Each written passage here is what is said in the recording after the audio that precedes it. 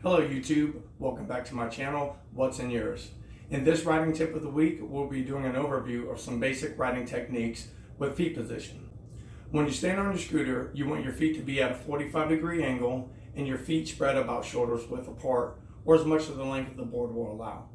You want to balance your body weight more towards the back of the scooter with your knees slightly bent, and I will demonstrate that for you now.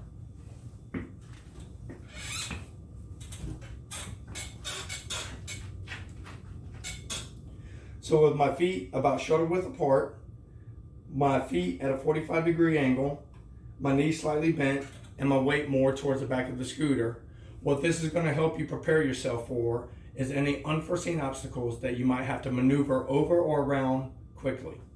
With your body weight more towards the back of the scooter and knees slightly bent, you will find it easier to lift the front end of the scooter when having to maneuver over obstacles.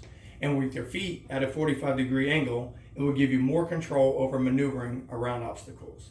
You want to use your feet and your body weight to make the turn for you and not the handlebars.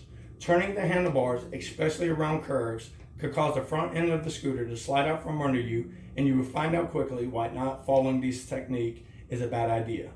This is the way you should not ride your scooter, and this is the way you see a lot of people riding this scooter, especially on rentals. Feet facing forward, all your weight on the handlebars.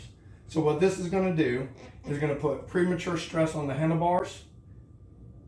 It's not going to give you a lot of control over the scooter. It's putting your weight more towards the front. And in general, it's a very unsafe way to ride the scooter.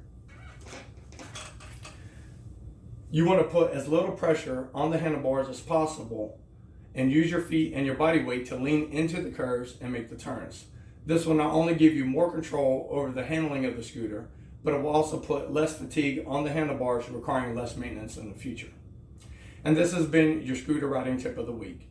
Make sure you visit my channel often for more riding techniques, technical modification, and reviews.